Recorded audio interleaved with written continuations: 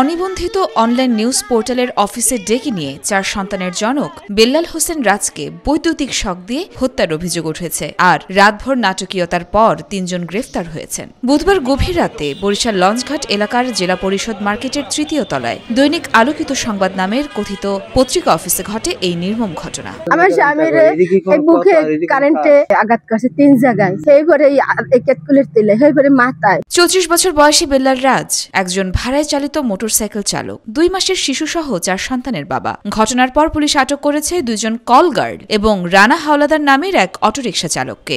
অভিযুক্ত মূল ব্যক্তি কথিত সাংবাদিক রিপন রানা ওরফে ট্রলার রিপন ঘটনার পর থেকেই পলাতক। বেল্লালের বাবার দাবি, স্থানীয় পিন্টুর কাছ থেকে 10,000 টাকা পাওনা এবং আটকে রাখা মোবাইল সেটের ঝামেলা মেটানোর কথা বলে রিপন রানা বেল্লালকে রাতে তার অফিসে ডেকে নেয়। পিন্টুর কাছে আমার পোলায় 10,000 টাকা পাইবে, মোবাইল স্টেশনে বইয়ে তালতলি রাখছে, রাখার পর এই মোবাইল সফল নেছে, সফল নেবার পর এই মোবাইল সফল বেচিয়া লাইছে, এই মোবাইল লইয়া দ্বন্দ্ব, এরপর তো এই মারিয়া লাইছে সম্পাদিক অফিসে। বেল্লালের স্ত্রী জানান, রাতে ফোন করে বলা হয় স্বামী দুর্ঘটনায় আহত, কিন্তু হাসপাতালে গিয়ে লাশ পাওয়া যায়। 3 তলায় প্রায় 2-3টা মেয়ে উঠছে, এরপর হচ্ছে গিয়ে 3-4টা পোলাপান উঠছে, ঠিক আছে। আর সিসি ক্যামেরা আমি এইমাত্র দেখে আসছি। তো এখানে যেটা দেখলাম আমি, প্রায় উঠছে 11, সাড়ে 11টার দিকে, 4:30টার দিকে নামাইছে। তো কত নিষ্ঠুর ভাবে তাকে হত্যা করা হয়েছে ভাই।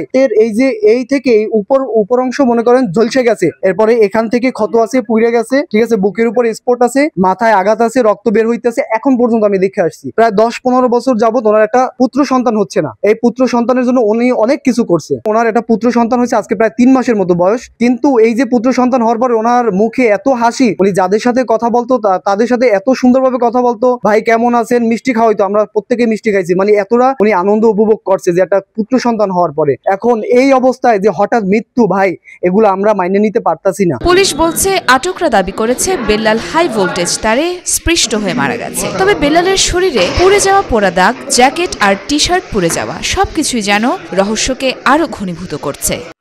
বলতে ওরা নাকি রাত্রে আড্ডা দেওয়ার জন্য আসছিল, হঠাৎ করে 3-4টা করে একটা লোক বাইরে বেরিয়েছে, ওই একজন আড্ডা তার থেকে পাশেই বিদ্যুতের লাইন 33,000 ভোল্টের নাকি তারা নাকি টান দিয়ে নিয়ে গেছে, হাতে জায়গায় লাগছে বা কিছু শর্ট করছে।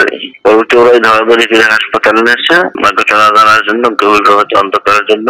এই ঘটনার সমস্ত 4 জন ছিল, তার 3 জনকে পাইছে, 3 জনের সাথে কথা বলার জন্য নিয়ে আসে। পাওনাদারের মোবাইল সেটকে কেন্দ্র করে ডেকে নিয়ে একজন পরিবারের উপার্জনকারীকে নির্মমভাবে হত্যা। এখনো পলাতক কথিত সাংবাদিক রিপন রানা। পরিবারের দাবি, তদন্ত করে দোষীদের দ্রুত গ্রেফতার এবং কঠোর শাস্তি নিশ্চিত করা হোক। পরিবারের দাবি, এটি দুর্ঘটনা নয়, পরিকল্পিত হত্যা।